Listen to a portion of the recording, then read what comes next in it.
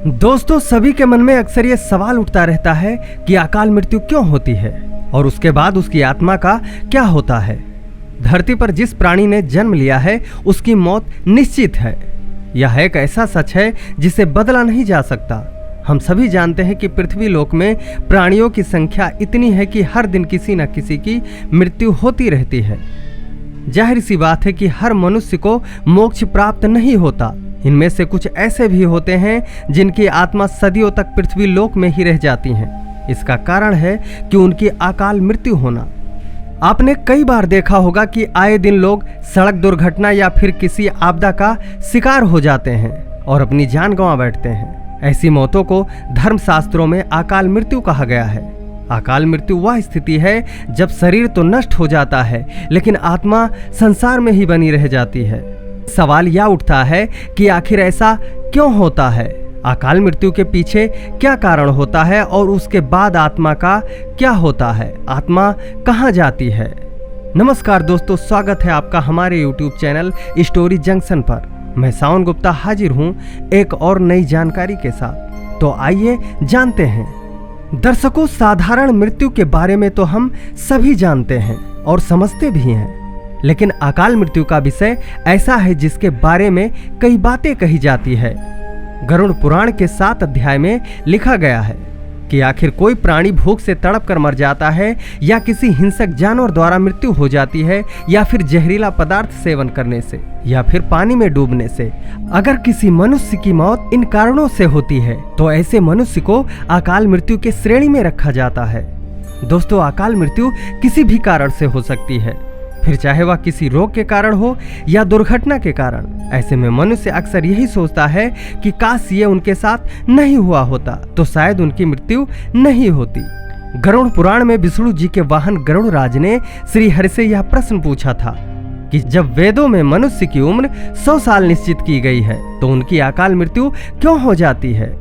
इस सवाल के उत्तर में श्री हरि तर्क देते हैं कि यह सच है। वेदों में मनुष्य की उम्र 100 साल निर्धारित की गई है, परंतु इसमें दुष्कर्म को नहीं मिलाया गया है। यानी हर इंसान की मृत्यु तब होती है जब उसके पास धर्म कार्यों के लिए शक्ति नहीं होती है या फिर उसका शरीर उसे धर्म कार्य करने की इजाजत नहीं देता। इसके अलावा जब कोई इंसान अपनी इच्छा से धर्म कार्यों को त्याग देता है तो पृथ्वी पर उसके जीवन की अवधि कम हो जाती है। देखा जाए तो हर इंसान का कर्म उसका धर्म होता है। ऐसे में इंसान की मृत्यु तब होती है जब उसके पास अपने इन कर्मों को निभाने की शक्ति या इच्छा नहीं होती है। इंसान की उम्र भले ही 100 साल हो, लेकिन अपने कर्मों के जरिए वह अपनी उम्र को खुद ही नष्ट करता चला जाता है। वेदों का ज्ञान न होने से मनुष्य जान ही नहीं पाता कि वह कब कुकर्म कर जाता है। गरुड़राज से आगे श्री हरि जी यह भी कहते हैं कि मनुष्य के जीवन के 7 चक्र निश्चित हैं।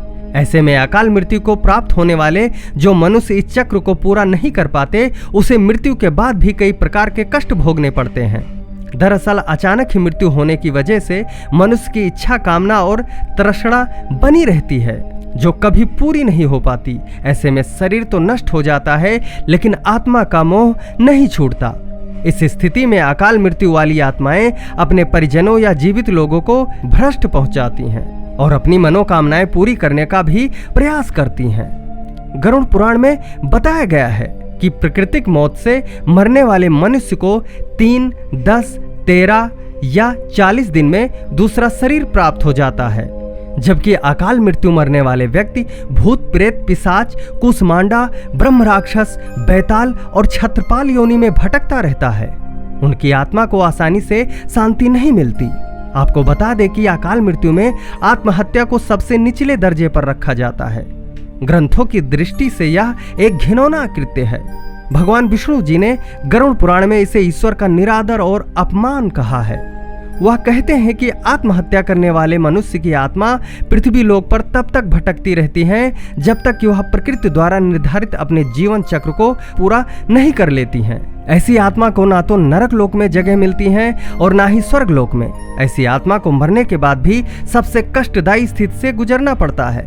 यह आत्माएं अपनी तमाम इच्छाओं की पूर्ति के लिए अंधकार में तब तक भटकती रहती हैं जब तक कि उनका जीवन चक्र पूरा नहीं हो जाता। आत्महत्या करने वाली आत्माओं का कष्ट तो दूर नहीं किया जा सकता, परंतु गरुड़ पुराण में अकाल मृत्यु को प्राप्त मनुष्य की आत्मा की शांति के कई मार्ग बताए गए हैं। भगवान विष्णु बताते हैं कि अकाल मृत्यु मरने वाले मनुष्य के परिजनों को नदी या तालाब में तर्पण करना चाहिए। साथ ही मृत आत्मा की इच्छा की पूर्ति के लिए पिंडदान और दान पुण्य जैसे सत्कर्म करने चाहिए ताकि उनकी आत्मा को जल्द ही मुक्ति मिल सके। यह सत्कर्म कम से कम 3 से 4 वर्षों तक करना चाहिए, तब जाकर कहीं अकाल मृत आत्मा को मुक्ति मिल पाती है और उनके नए जीवन की शुरुआत होती है। दोस्तों, अगर आपको ये वीडियो पसंद आई हो तो इस वीडियो को लाइक, शेयर व कमेंट जरूर करें और चैनल को सब्सक्राइब करना न भूलें। धन्यवाद। जय श्री कृष्ण।